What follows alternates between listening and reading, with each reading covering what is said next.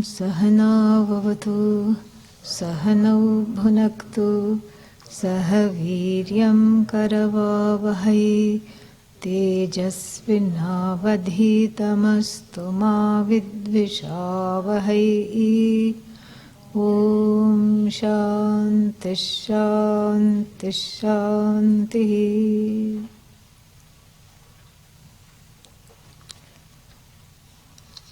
Let us chant together from the beginning. That's a nice way of getting into the meaning of the text we have studied thus far. Bheda bhedau sapadi galitau punya pape vishirne maya mohau kshayamupagatau nashta sandeha vritte shabdatitam trigunarahitam prapya tattvavabodham nistraigunye pathi vicharatam ko vidhih ko nishedhah yastvatmanam sakala vapusham ekamantarbahistham drishtva purnam swamiva satatam sarvabhandasthamekam nanyat karyam kimapi cha tatah karanat bhinna rupam nistraigunye pathi vicharatam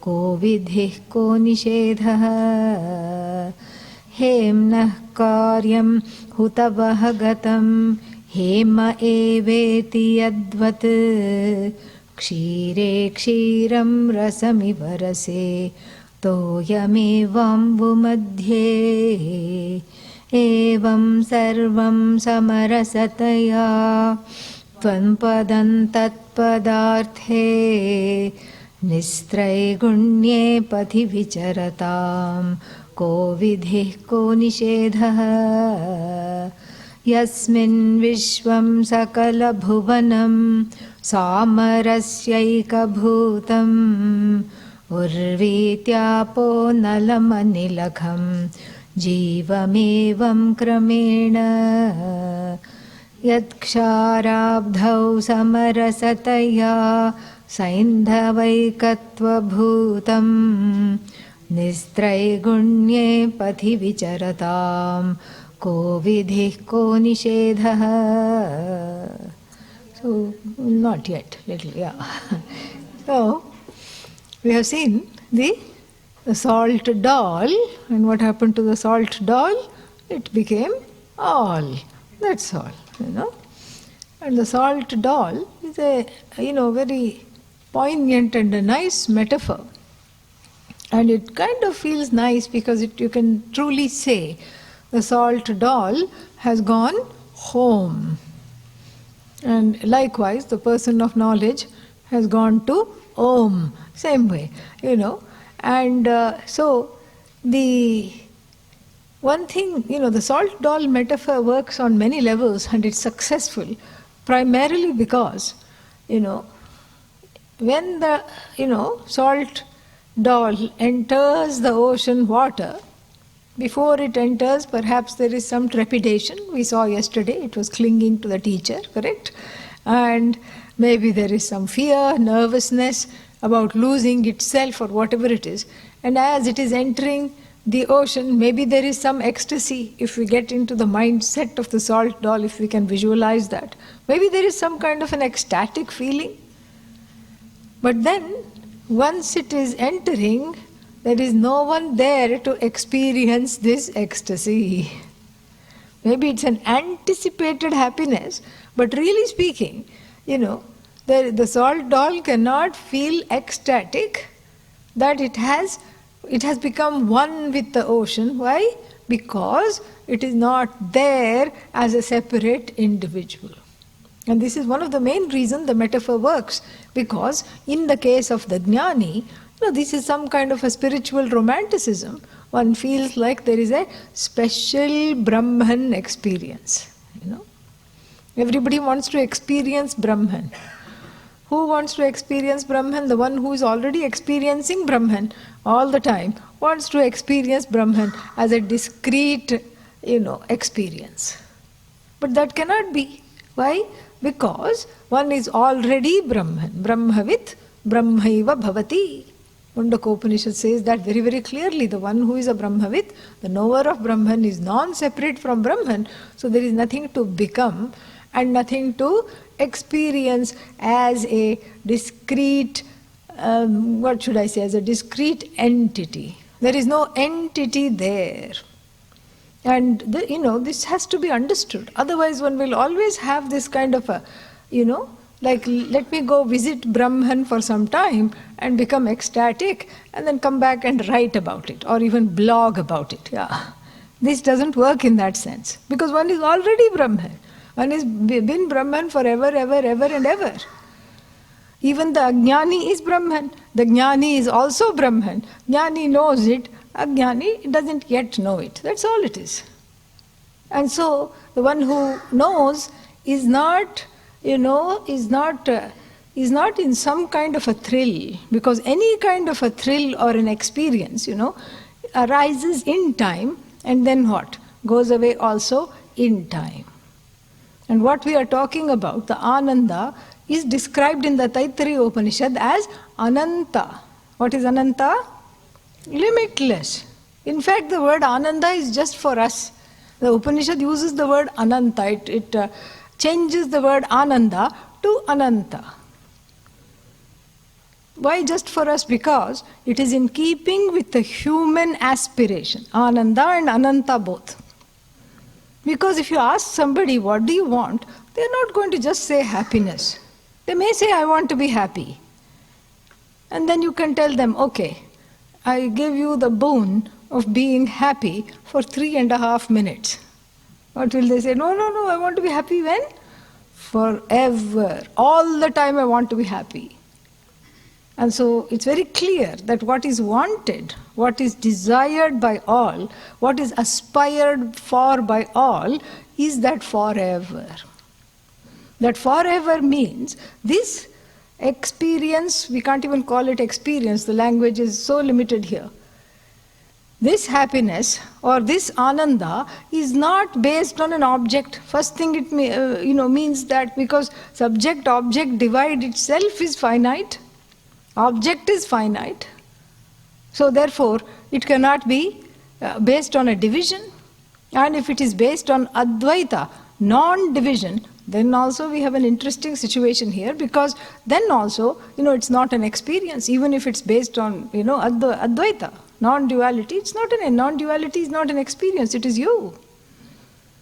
And so, what is this forever that one is seeking all the time? It is oneself. And there is no other way of understanding it than to study this. This is how the people, who are these people? The blessed ones, the people who are walking on the path free of all gunas, all rules, this is how they understood it. So the salt doll melting into the ocean, becoming one, becoming again quote unquote, because the salt has come from the ocean in any case. So the salt doll, as though becoming one with the ocean, is a very effective metaphor, because it's not an experience. The taking away of the individuality, or so to speak, is not really an experience, because unlike the salt doll, the individuality doesn't go away. The person of knowledge still is a breathing, living, discrete entity. Only cognitively they understand that this discreteness is as though it is mithya. They understand it very well. So you don't need a posturing. In some parts of South India, to help the new swamis, the newly ordained swamis are taught to not to refer to themselves as I, because there is ahankara there, these adhinams, So, they will refer to themselves as this, in a way to not let the ahankara take over. So if you ask the question, Swamiji, when did you come? This came yesterday. Are you hungry? This hasn't eaten for 2 days. You know? So like this. But we don't need to talk like that. You can say I, and even the person of knowledge can say I, will say I. But that I, he has joined that oneness, has joined cognitively that Bhagavan, that Ishvara. So therefore, it is very clear when they are talking from the standpoint of the body-mind-sense complex, as in I am hungry, or from the standpoint of Satchidananda. It's very clear. So the I is badhita. The I, referring to the body-mind-sense complex, is sublated, negated, as it were, falsified in the wake of knowledge. So therefore, the salt doll metaphor is, is effective, yet it can't be taken all the way, because otherwise it will become a deterrent to the knowledge. Already so few people coming for Vedanta, and then if you say you're going to melt and you're not going to be there, then that is a very, very big deterrent it can be. And so therefore, this, this is something to keep in mind. If this is understood, and also the salt doll metaphor works to illustrate what was talked about at the line 3 of the previous verse, the 3rd verse. How effortlessly the Tvam Pada goes or is one with the Tat Pada. How effortlessly Jiva is one with Ishvara in the wake of knowledge. Enters effortlessly. So that effortlessness is there because Jiva is already Ishvara, and so certain things are removed. The things that come in the way are removed. And what are the things that come in the way on the Jiva's side? I am this much tall, I am as good as the body, I am as good as the mind, I am as good as my finances, I am as good as, whatever I think, I say, etc.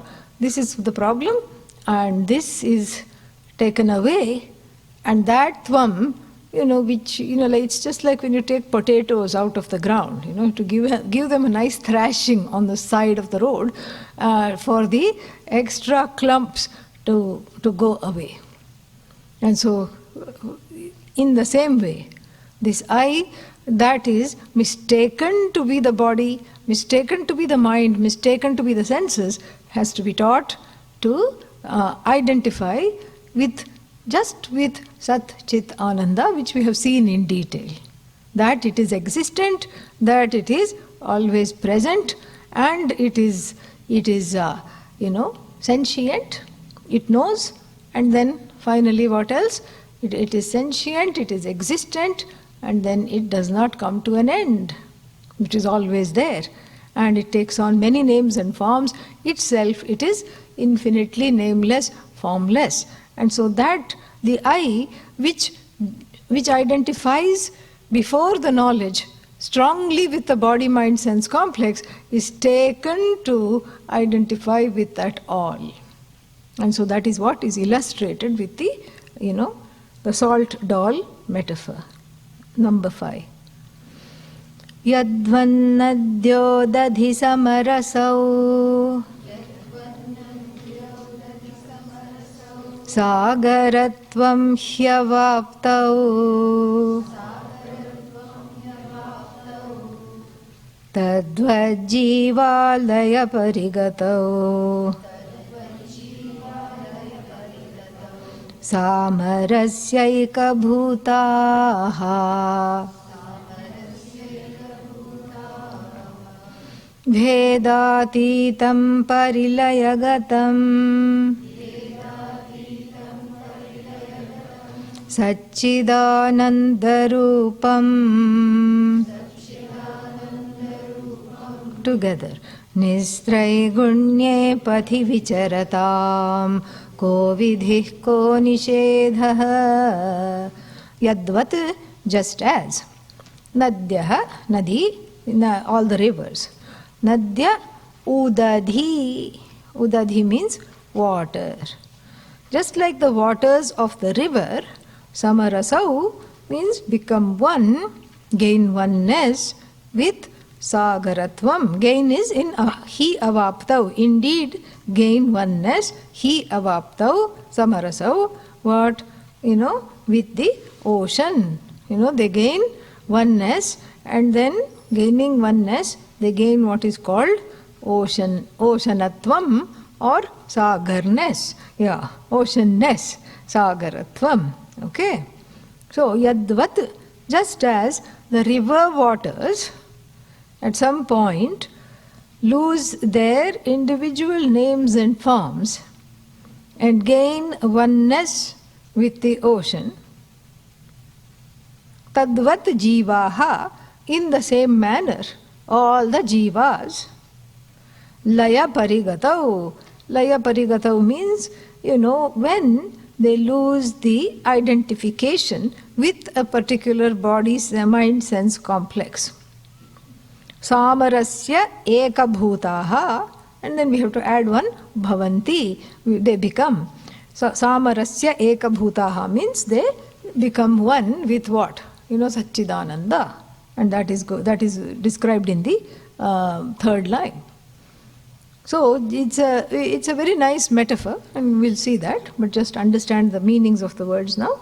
And then bhedatitam, transcending all differences. Parilaya gatam,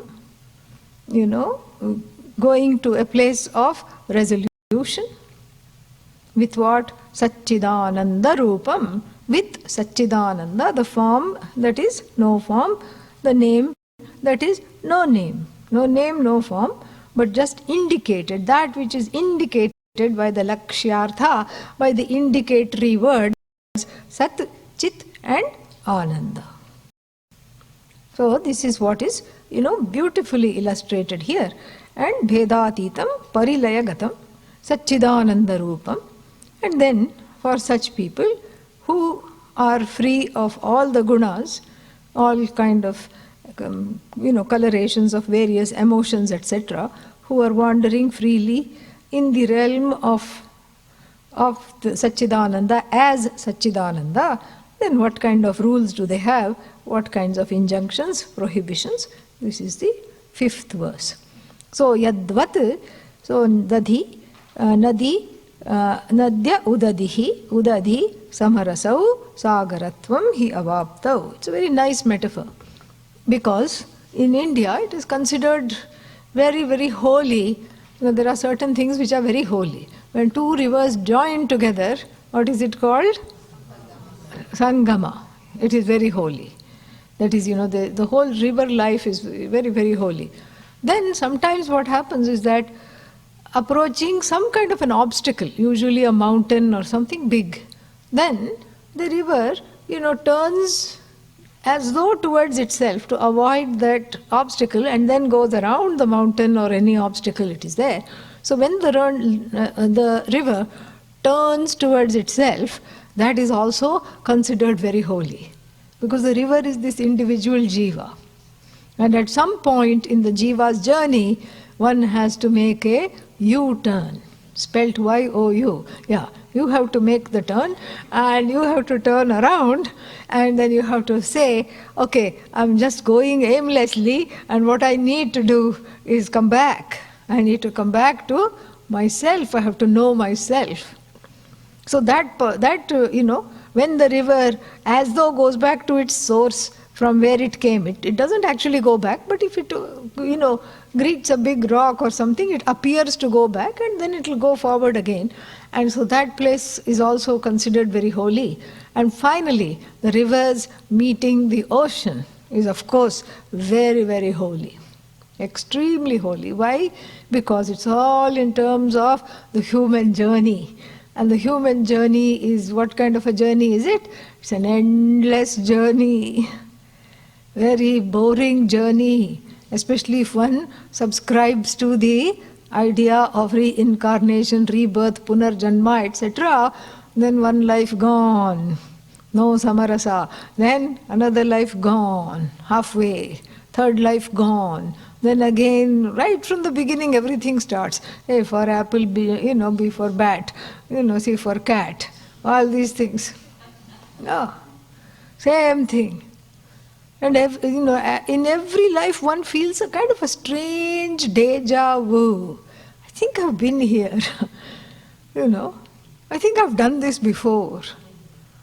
And usually that's what brings one to Vedanta. How many more times, And there's some kind of a, boredom. Like, what is this? Is this all that life is about? Doing this, doing that, and all this is for what? And that's why the human journey is seen, akin to the river that comes from an unknown source, because you can never really trace the source of the river. You go mad, tracing where Ganga comes from. They say Gangotri, but then the people in Gangotri say it comes from further up. Then you go further up, and then, you don't know. You have to, you have to put a cross on a glacier. This is where it's coming from. And of course you can't put a cross on the ice because that will also melt. So there's no way of knowing where the Ganga is coming from. So similarly, one doesn't know one's origins. What was I in the last life? Nobody knows. Oh, who was the mother? Who was the father?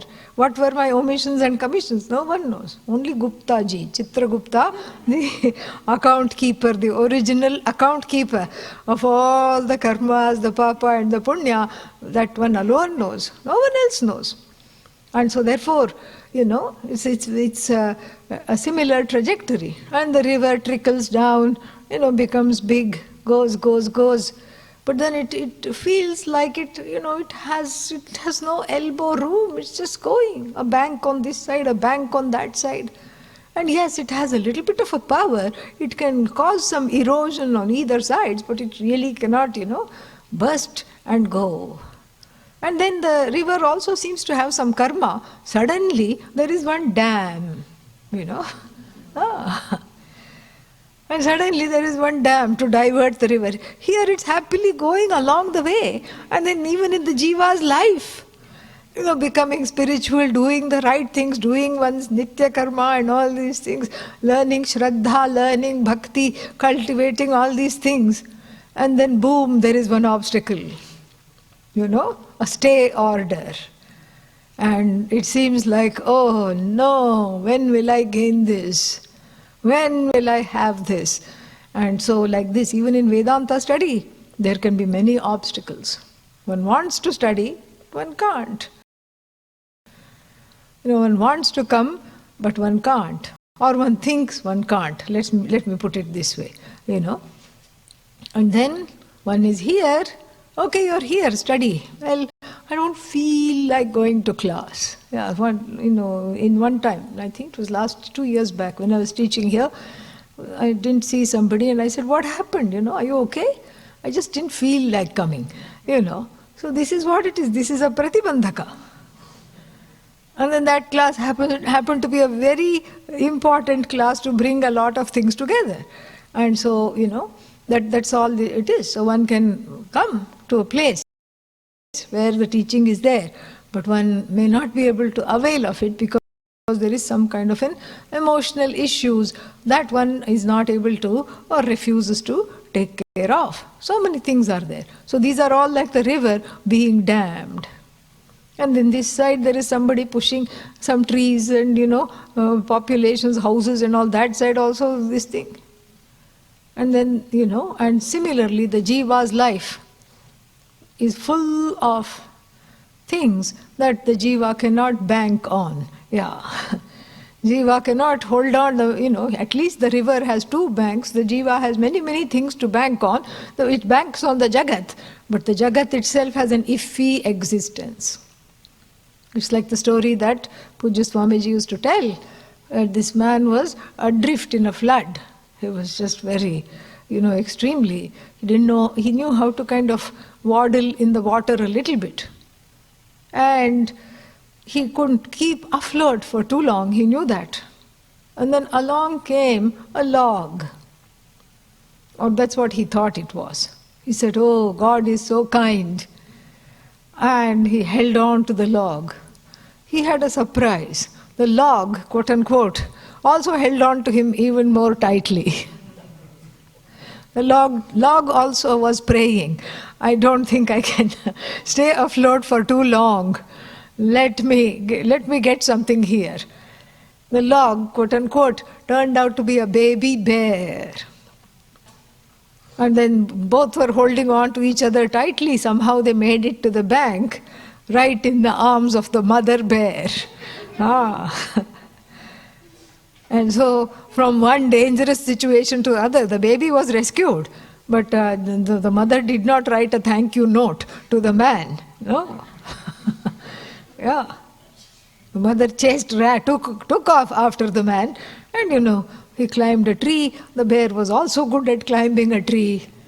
Oh no, I was supposed to play dead, I forgot. Anyway, so these are the kinds of things. These are all like in the, like the banks of the river. The Jagat, is the Niyamaka of the Jiva. Jagat becomes the Niyamaka. Niyamaka means controller. The Jagat itself and all the people in it. This one cramps my style, that one I don't like, this one I like, but that one doesn't like me, And so like this one goes with all this, negotiating via various banks, and whatever you bank on, is finite. It gives way. It gives way. It's like the drowning man, what do they say, cannot be choosy about whatever they catch. So one person sees the drowning man, and then when the drowning person the other person offers a stick, and then the person comes up, and then the first person says, I saved you, hoping that you will also remove my loneliness in life. That is my expectation. So, a limited individual, not able to overcome the ajnanam, getting connected to another equally limited individual. This is what all connections in life are. One banks on everything that is finite. Like the river, keeping on going, it collects so many things, all finite. Leaves, small, whatever it is, stones, everything. It just keeps on collecting, and the jiva also collects. And then finally, with the three kinds of graces operating over time. Ishvara's grace, Shastra's grace, and then Shastra's grace is Guru's grace. I have folded the two together.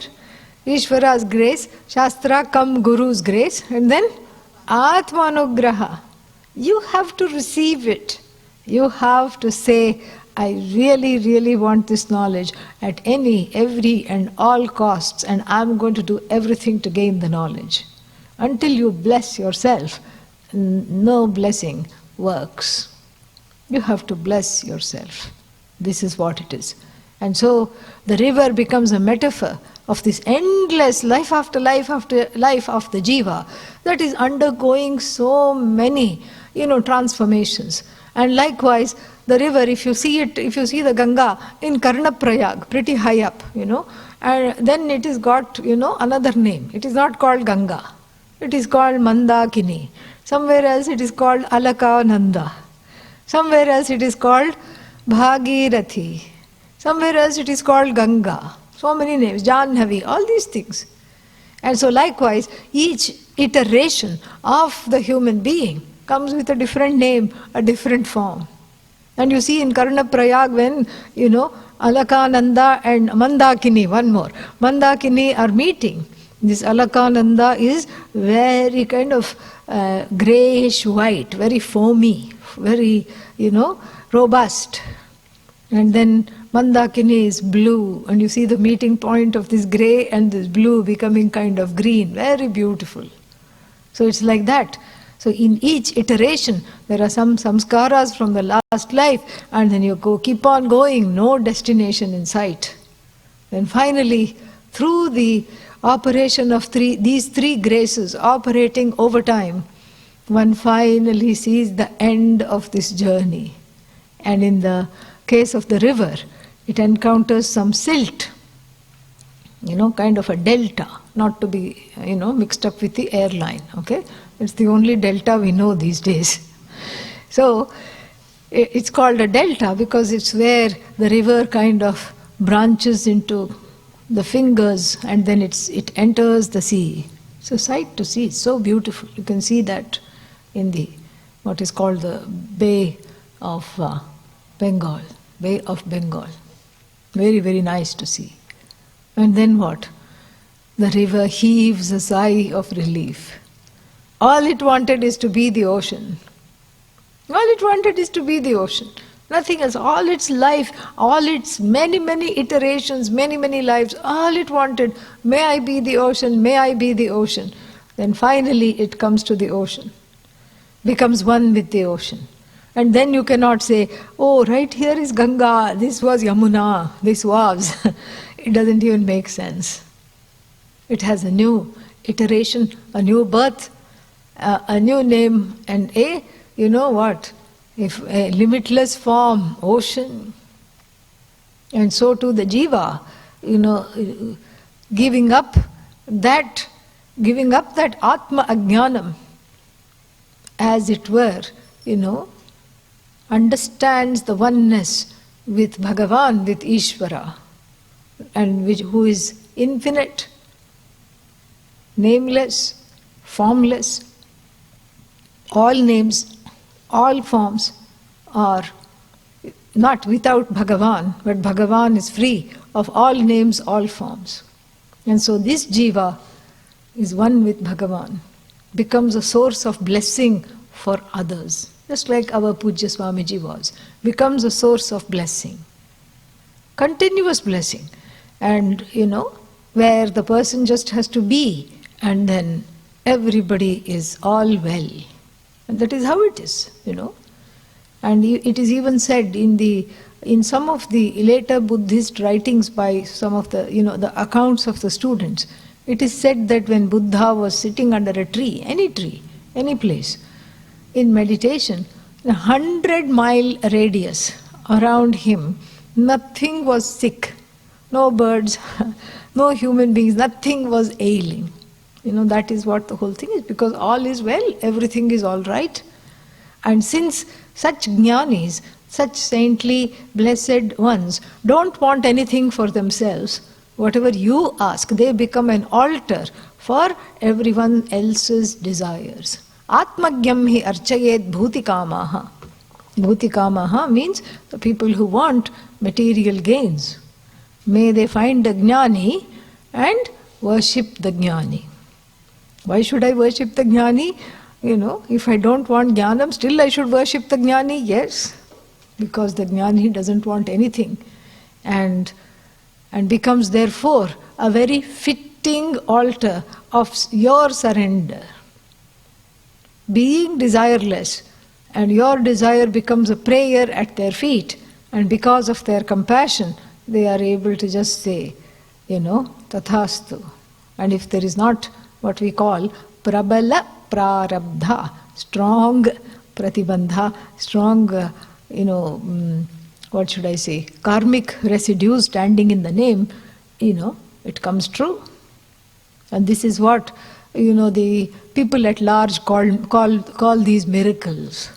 It's not a miracle. It's something that can be very easily explained. This is Satya Sankalpatvam. This is Satya Sankalpa. The Sankalpa is there. They don't have a Sankalpa for themselves. And so, they are oceanic, free, and all compassionate. And so anyone's desires expressed in the form of a prayer with Shraddha, the ones who take recourse to them, with Shraddha, with devotion, it becomes a place of prayer fulfillment, just like the altar of Lord Dakshinamurti. That is what the whole thing. So like this, what has happened, just like the river has finally gains its destination. Tadvat jivaha laya parigatau. So what do the jivas have to do? So in the same manner, all the jivas laya parigatau. Laya parigatau means what? Have transcended the, what is that? Their individuality, their personality, even while remaining in the body. They are remaining in the body, but they have transcended the personality. You see, the personality is very interesting. Personality is there, But what we are focusing on, The personality can be, personalities are many, but the person is one. Purusha. In fact, the word Purusha itself is a Mahavakya if you say it twice. Purusha, Purusha. You say it twice, it becomes a Mahavakya. Why? The first Purusha, the Vyutpatti, the derivation is Purishete, sleeps in the city. Ayyo, what city? Better call it citadel. Sleeps in the fort, called a citadel. This is the individual jiva. I was going to say diva by mistake. Sure, jiva who thinks of itself as a diva, doesn't matter, trapped as it were within this finite body-mind-sense complex with various golakas, portholes to the universe. This is a fortress because you can't come out even if you want to. You can't come out at all. And then, so this is the first derivation of the word Purusha. Either you can say Purishete, Purishayanam, or Purau Ushyati, same thing. And then, in the same Purusha can be derived in a different way. Sarvan Purayati. That which completes and fills up everything, like even water goes and fills up all the holes and everything, where whatever it encounters, it fills up, it doesn't withdraw itself. And so the second Purusha, the second derivation, is what we, use in the prayers such as Purusha Sukta. Sahasrashirsha Purushaha, the one who has 1,000 heads, 1,000 legs, 1,000 feet, 1,000 eyes, the one that transcends this whole universe, the one that is all. So what about this Purusha that is sleeping in the city? This Purusha is that Purusha alone. But without the knowledge, considers itself to be finite and sleeping in the citadel of ignorance, meaning the body-mind, attached or identified with the body-mind-sense complex. So the first Purusha is really, a bunch of raga dveshas, strong prejudices and preferences, walking around in a human form. That's all it is. And then, there is an overlay, so that is what it is. So the first Purusha is personality, ragged, jagged. And then the second Purusha is what? Person. So even in the word personality, the person is there, correct? Yeah. Person with an overlay of ahankara, the person with the overlay of what? Raga, dvesha. Kartritvam, bhoktritvam, all these things. I am a doer, I am an agent, I am a victim, I am a thinker, I am a seer, I am a hearer. All these things are there. And this is what is given up in the wake of knowledge. The person is not lost. Person does not, the individual is there, but as the only thing, only one entity, which is Ishvara. The individual is not there as one endowed with individuality. So that is why so many rivers, one ocean, so many jivas, one Brahman. And the jiva-ness is is a superimposition upon this Brahman. Ishvara-ness is a superimposition upon this Brahman. And the superimposition is removed in the wake of the knowledge of the self. And then all that is there is what is called samarasyam. Here samarasya eka bhutaha. So tadvat jivaha laya parigatau. Laya is, laya parigatau. Laya means a cessation, a resolution, an inner mental resolution as, at the time of the knowledge, with the gain of the knowledge, with the gain of the clarity, I am all, that mental resolution, so it's not like you have an out-of-body experience. And then what happens? Bhedatitam parilayagatam satchidananda rupam. So then all the differences, Bhedatitam, transcending the differences. The differences cannot go away, will not go away. Why should, and they need not go away. Why? Because I told you earlier, the differences are Ishvara Srishti. What is Ishvara Srishti? Ishvara's projection. And whatever is Ishvara's projection will not go away. You know? And this is very clearly stated. Abadhakam sadhakam chaiva dvaitam ishvara nirmitam apanetum ashakyam cha iti asyatam dvishyate kutaha. So, three things we can say about the Ishvara Srishti. This very fantastic verse from the Panchadashi, chapter 4, says. Three things can be said unequivocally about this Jagat, about this universe, about Ishvara's projection. We can't keep blaming Ishvara's projection and say, because of your projection I am not able to gain the knowledge, because you have given me a separate body and then I am seeing differences everywhere, so it's all your fault, oh God, that I am ignorant. I didn't choose to be born, I was born ignorant, it's your fault. And now, you have put me in the world with such a mind that cannot get along, with itself, let alone with others. And that too is your fault. And so, therefore, this projection is what? Is in the way of my gaining knowledge. This is a very pervasive delusion which this verse puts to rest. This verse says, let us look at the three things about Ishvara's projection that are very, very important to understand and plain to see. What are they? Abadhakam. The Ishvara's projection does not come in the way of your gaining this oneness, this knowledge. Stop blaming the Jagat, stop blaming Ishvara. Oh, so you mean I should blame myself? Stop blaming yourself also. So therefore it is abadhakam. It does not come in the way, because we are not talking of bringing, some kind of a melting pot, bringing a big pot and putting everything in the Jagat and melting it there. We are not talking of some kind of a, Jagat soup. No. It is seeing that the projections all have one source and one source alone, just like you can have a whole world of earthenware with one lump of clay. And with 1 ton of gold, you can likewise have 1,000,000 ornaments, and the ornaments, do not come in the way of knowing gold. The parts do not come in the way of your knowledge of clay.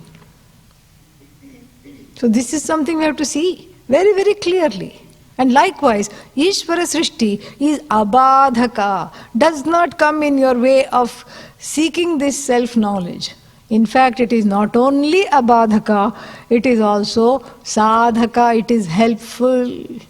Because sadhaka means it is helping in your sadhana.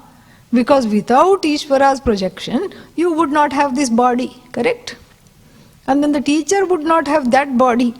And then you could not walk and come to class because there is no body, etc. So in fact, Ishvara Srishti, with its projected as though duality, is very helpful in seeking the teacher, in seeking the Gurukula, in seeking the knowledge, in coming for a 1-week course. See, 1 week is there. That is also good. Time is a manifestation. Space is a manifestation.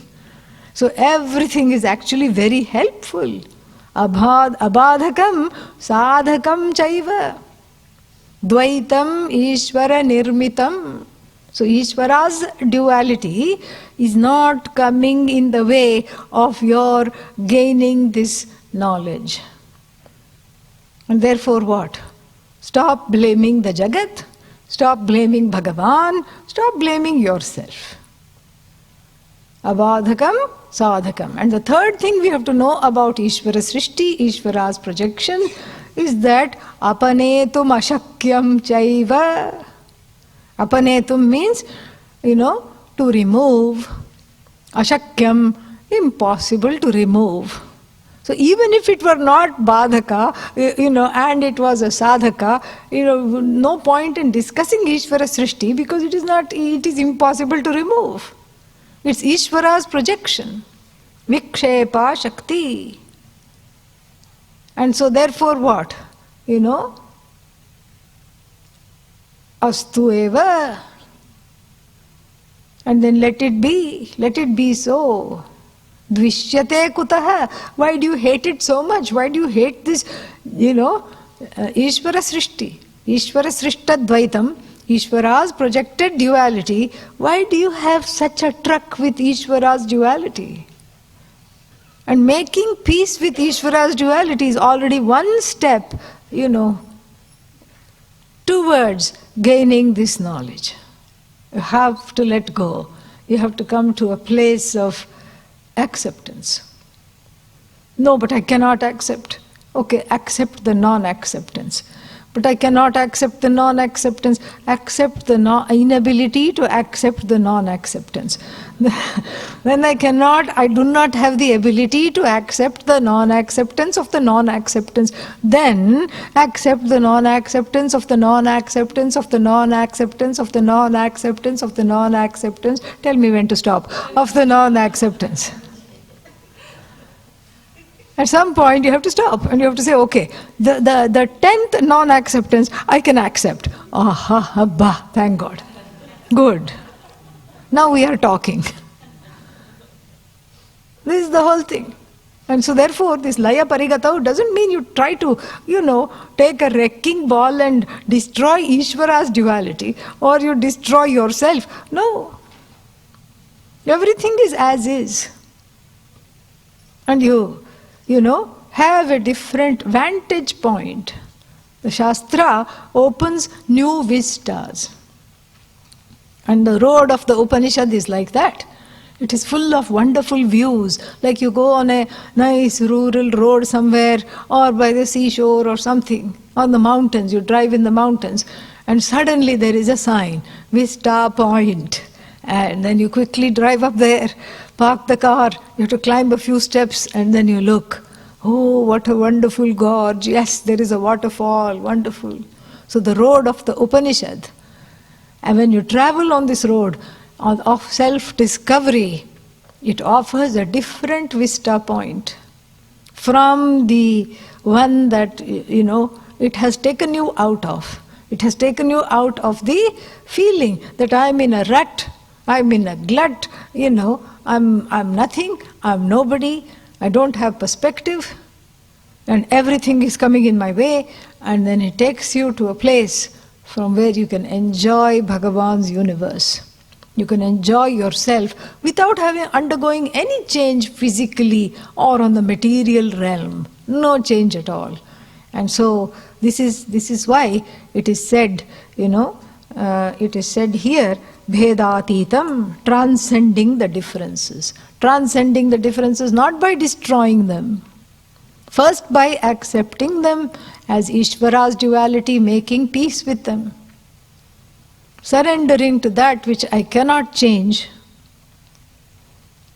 Being at peace, and then second, by seeing it as an extension of myself alone. Next step. And then, when parilaya-gatam satchidananda rupam nistraiguण्ये pathi vicharatam ko vidhihi ko nishedha. Here one question can arise. This laya, pralaya, parilaya, so many times it is used. Aha! In our teachings, in the Shastra, we do have pralaya, the concept of pralaya. In between the yugas, what happens after one yuga wraps up, and then, or one kalpa wraps up, after one kalpa wraps up, what happens? You get what is called pralaya. And then, what is pralaya? Where everything, that is all of Ishvara Srishti, is the projection is taken back as effortlessly as it was projected. It is taken back with the ease of you waking up from a dream. When you wake up from the dream, all the props in the dream, gone. You had given yourself a body in the dream, gone. Your friends, gone. Let's say you had gone boating in the dream, water gone. It's not that when you wake up, there is a big boat, and some, water splashed on your bed. No. The dream has been completely, neatly folded up without a single residue.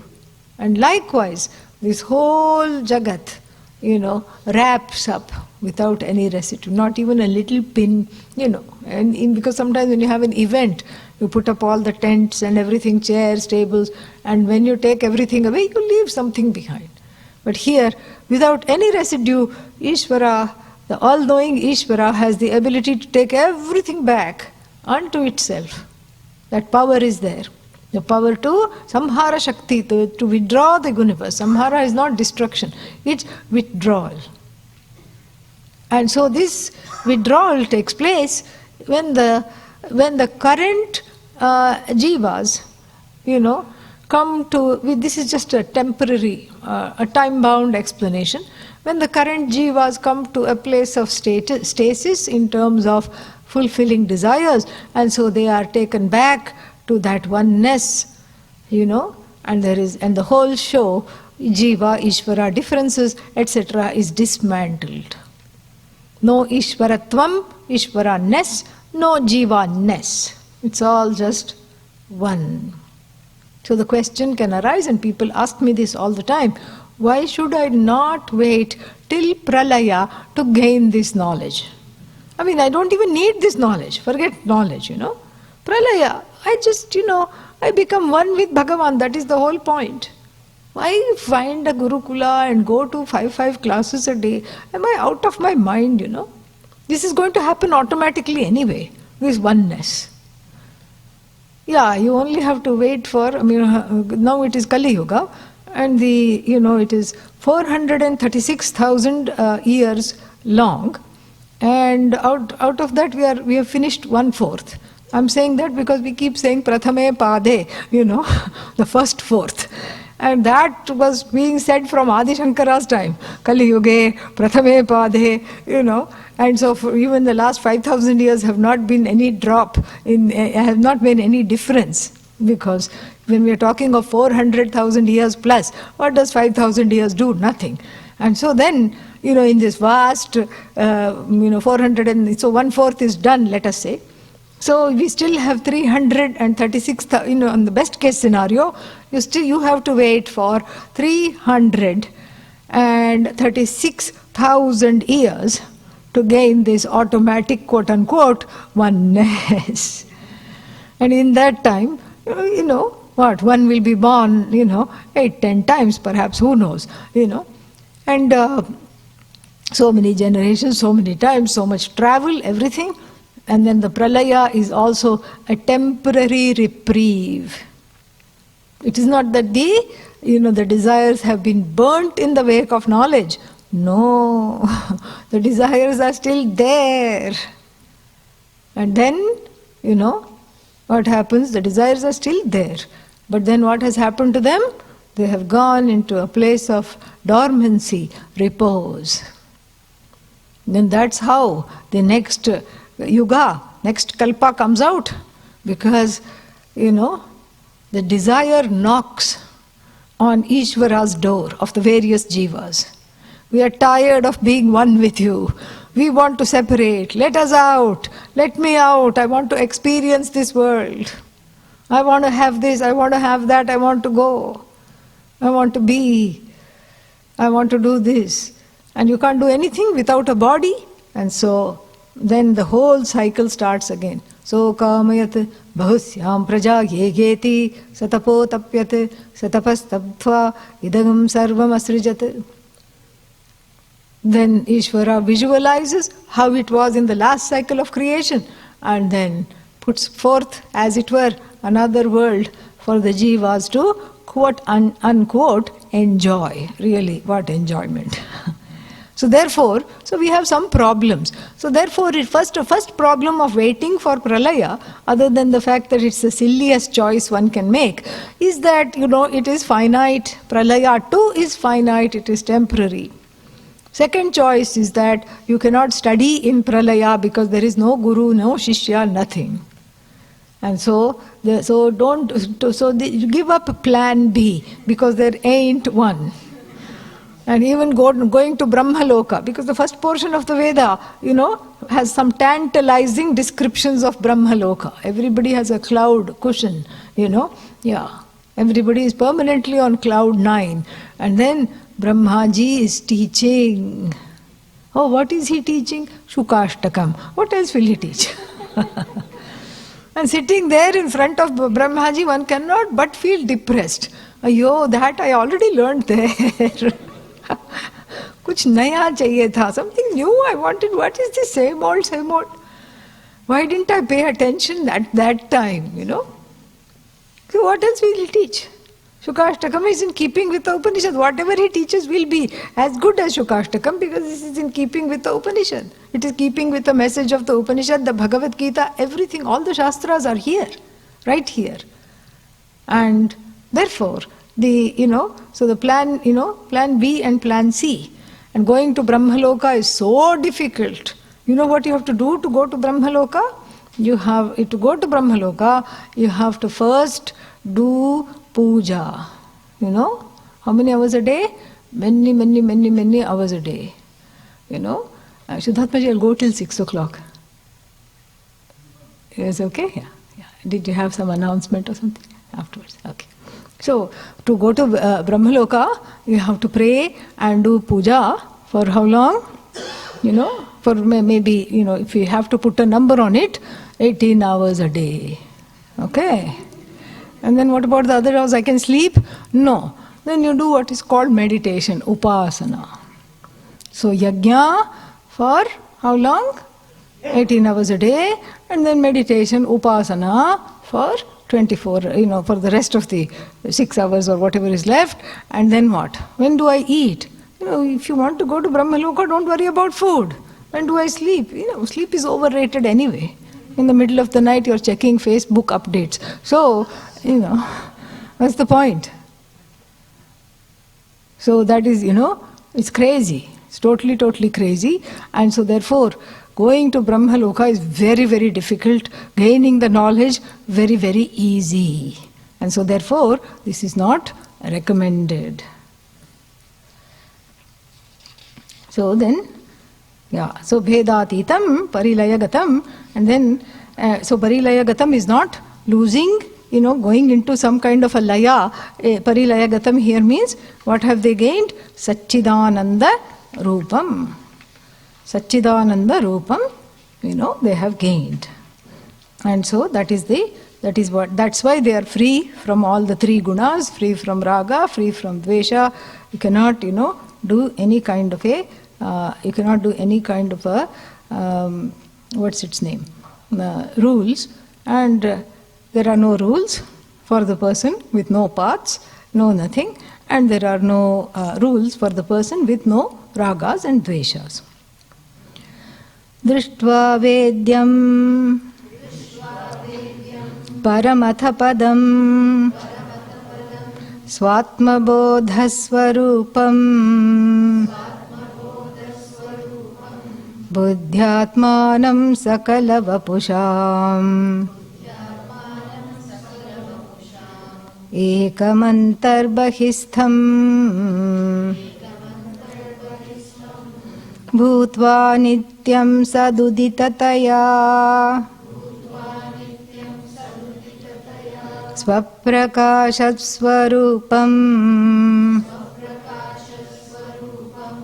Nistraigунye pathi vicharatam Ko vidhi ko nishedha.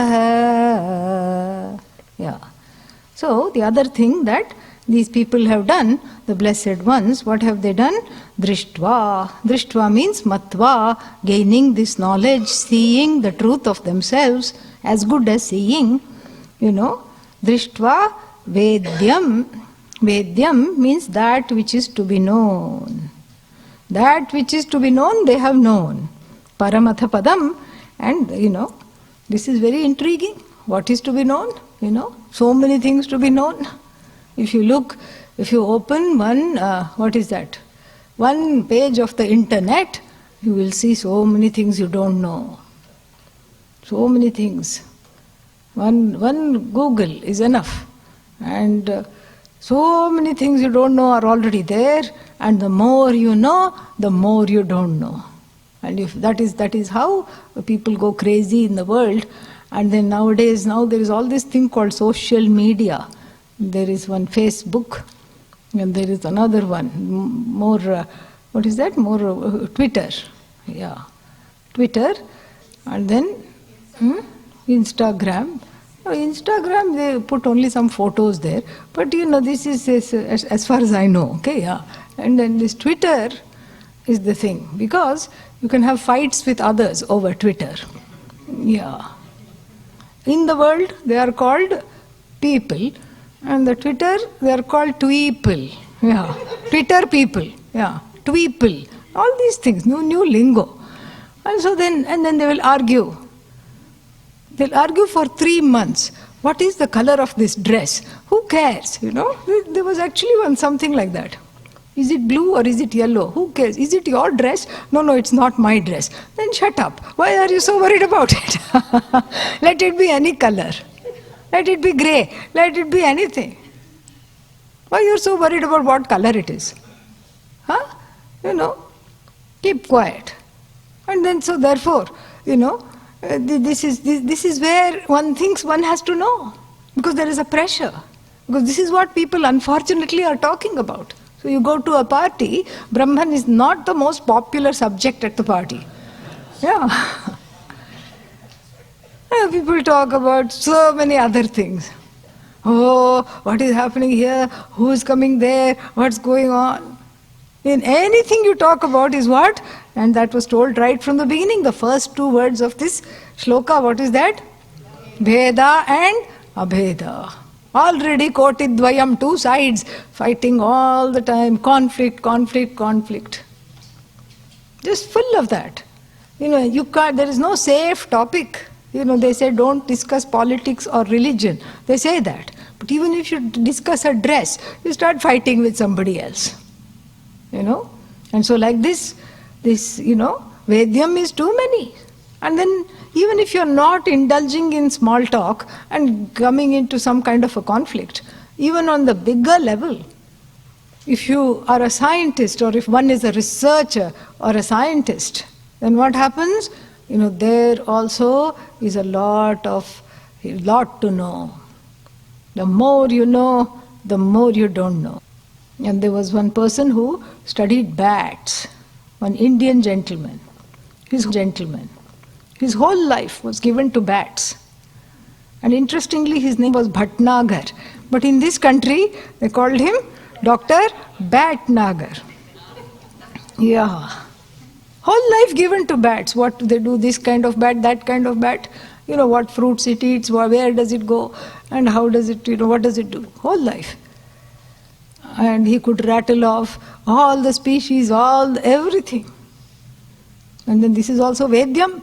And similarly, if you go to, talk to a botanist, a physicist, anybody, every branch of knowledge is just what, endless. So Vedyam, and nothing, there is no satisfaction. No satisfaction. There is no contentment in study of the Jagat. Because the Jagat is, infinitely finite. It's finite, all right, but infinitely so. So the more you know, the more, because when you encounter the Jagat, you know what it is? We keep saying mithya, but really speaking it is Ishvara's knowledge. I told you mithya is never away from Satyam, so it is Ishvara's knowledge. Abba. And if you try to say, I'm going to categorize and catalog Ishvara's knowledge in any branch, you will get tired. You will not be able to do this because it's infinite knowledge expressed as the Jagat.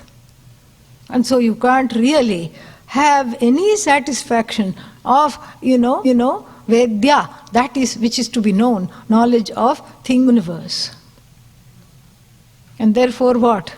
These blessed ones have chosen to know the truth of that, infinite knowledge, that which has expressed itself in numerous forms, names, as endless knowledge.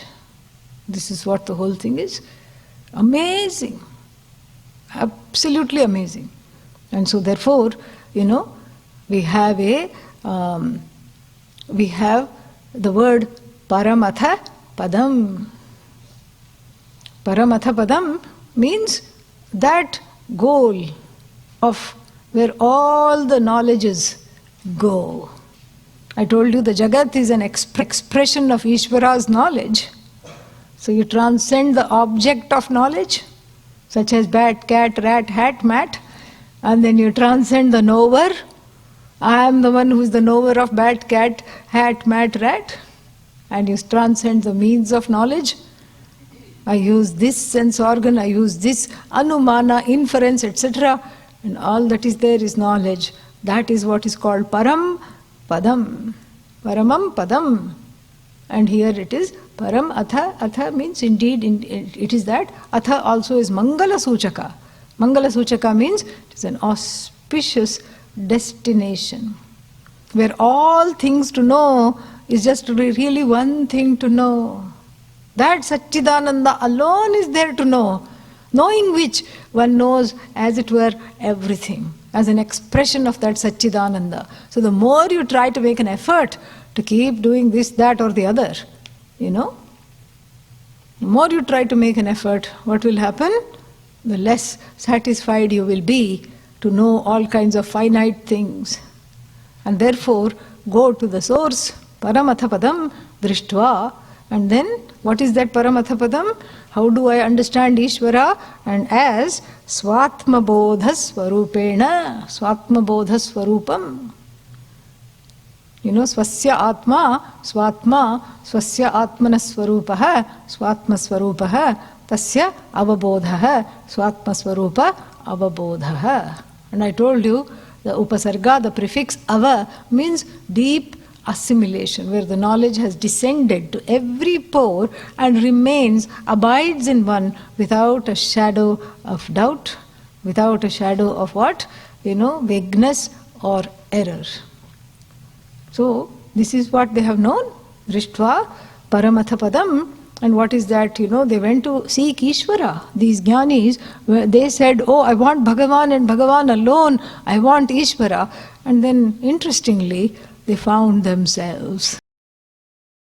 They found themselves.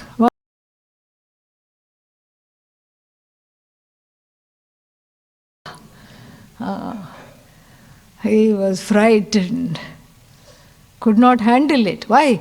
Because he separated himself from this show. And he thought he will just watch Bhagavan doing everything. And separating oneself always causes anxiety. That's why it's called separation anxiety. This is what it is. Starts at age 2, mummy, daddy, one goes around looking for one's parents. Where is, why does daddy have to go to work? Why does mummy have to go to work? Why am I all alone? And there is an anxiety whenever one is away from the parents. And that anxiety doesn't go until one resolves, one finds the mother and the father of the universe and resolves in that knowledge of the mother and the father of the universe as nothing but myself alone. It's very, very beautiful.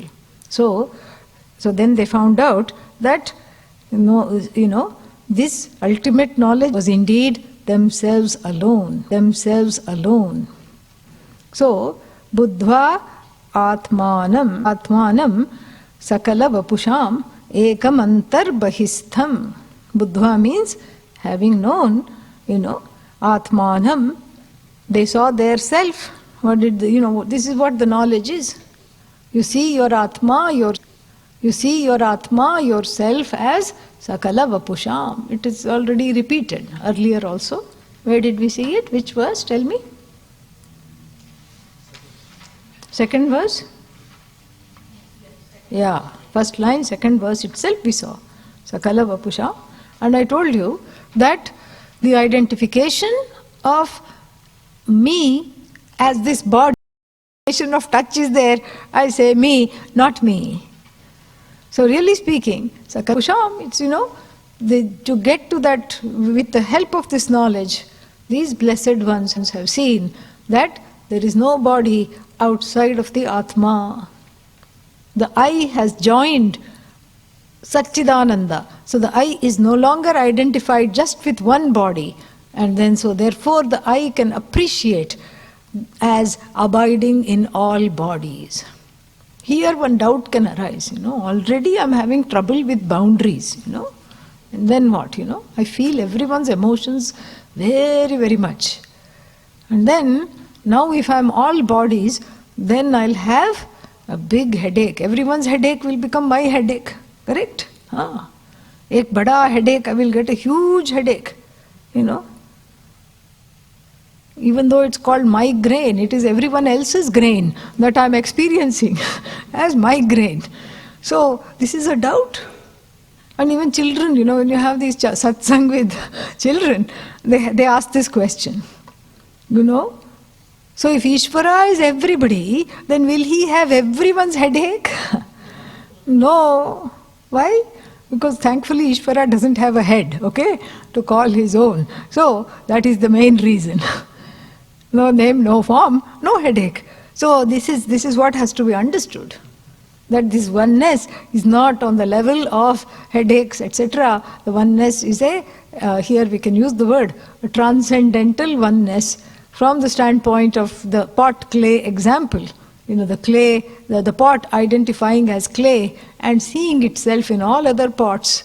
And so therefore there is no truck with any other pots, there is no reason to destroy any other pot. There is no need to feel jealous of the pot sitting next to it because it is prettier, because it is cute, because it has some kind of a paint. No need to feel upset, no need to feel angry because it's all me alone. This is what is called Sarvatma Bhava. Sarvatma Bhava, it is myself alone, everything is me alone, there is nothing other than myself. And so that is what is called Sakalavapuhu, that every body is my body. Therefore I have no right to destroy it, and there is no raga dvesha directed towards it. And nor do the raga dveshas coming from someone else affect me because they are just an extension of me. Maybe they are having a difficult day, maybe they are having a difficult time, it's okay. So one is not upset or shaken up by some, by something or the other that somebody says or does. And as a result, what happens? The third line is very beautiful. Bhutva nityam sat uditataya svaprakasha swarupam. As a result, the knowers of the self are like a permanent sunrise. The sunrise of Sat.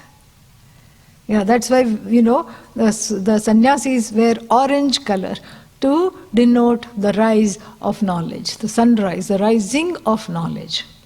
That is a reminder to the person, and it's a reminder for everyone else also. That orange color is associated with the rise of knowledge, and here that is depicted very, very beautifully. Bhutva sad uditataya itham bhute tritiya. So the third case is being in the form of a sunrise, a constant sunrise of Sat. Sat is what? Short for Satchidananda here. And so when Sat is rising, present continuous all the time, because it is limitless, because it has no past, no present, no future. It's always in the present. And so the knowledge is always present. And so if you visualize a sunrise, why visualize? Because most people are not awake for it. So if you visualize a sunrise, you see, a nice wind blowing, birds are waking up, chirping, and then what? There is the sky perhaps is a riot of colors. And perhaps you're living next to the mountains and you see the sun dawning slowly.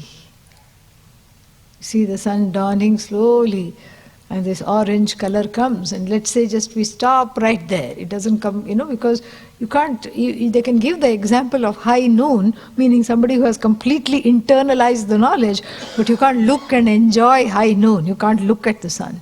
But this orange sun, orange ball you can look at, and you can enjoy. And then similarly, the person of knowledge is always, it represents the rising sun. Rising sun is of Satchidananda. His rising sun is also hope. You see, there is great hope because the knowledge will be gained. And you see the person of knowledge and you say, if they can do it, perhaps I can also do it. There is hope and there is enthusiasm, because the person of knowledge is not dejected, doesn't feel rejected. They are happy all the time for no reason at all. They are just in themselves. And so it has to be, it is a sunrise that is infectious. So there is something to identify there. And so they go about, shining the light of, and the last word in the third line, what is that? Svaprakasha Swarupa. Shining the light of the self-evident Atma. Svaprakasha Swarupa, that is of the nature of that which is self-evident. Meaning, it doesn't need a means of knowledge to be known. Meaning, if I ask the question, are you here? Abba, very reluctant and a strained, yes. It was not the first time I've asked this question. Are you here? Abba, yes. So, that is Svaprakasha Atma answering. You don't have to check up, you don't have to look at the calendar, you don't have to look at GPS maps, am I here? Oh, okay, I mean, if you're lost somewhere, there is a drawing, a map, and then there is a dot, you are here. But, that's not what we are talking about. At any given time, you exist. And that existence is an all-knowing existence, because you know you are. You know you don't know. What is unknown is known to you. That it is unknown is known to you. That it is known is also known to you. This is Svaprakasha Atma, that is partially known. It is known like even a rope lying in the shade or in twilight, mistaken for what? Snake. So then you don't have to go remove the snake and wash the rope for good measure so that it is not slimy. You just have to shine the light. And these people who are already shining lights of self-knowledge, they are in the form, they live in their glory. Sve mahimni tishtanti. They live in their glory of what? They live in the glory of their bigness, their oneness with the whole universe. And it is very catching. You cannot be with a jnani and not be inspired to study this knowledge. And so therefore, they enlighten everyone else with this light, with the light of the Atma. And how did they gain it? They didn't gain it sitting down, they gained it by going to their teacher. How did their teacher gain it? By going to their teacher, her teacher, his teacher, her teacher, her teacher, his teacher, his teacher, all the way to Lord Dakshinamurti or Narayana, whatever one you have to say, whatever one you want to say. This is the knowledge that has come, and it is the knowledge that has come through what we call parampara. Parampara means it is a, chain, unbroken lineage. Why unbroken? Because I'm here, you are here. And it still works. Yeah, it's amazing. And so, therefore, so freely they wander in the realm, in the garden of no rules and no injunctions, because they are free of rajas and tamas. So, and then we'll see the next two in the morning class tomorrow at 9 o'clock. Tomorrow, and tonight we have satsang at 8, and then 8 to 9 I will be taking the satsang. You brought that box? Yes, it's right here. Where? No. How did it? No, now. Go bring it. Immediately.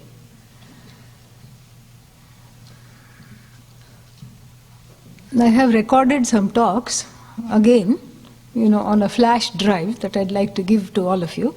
So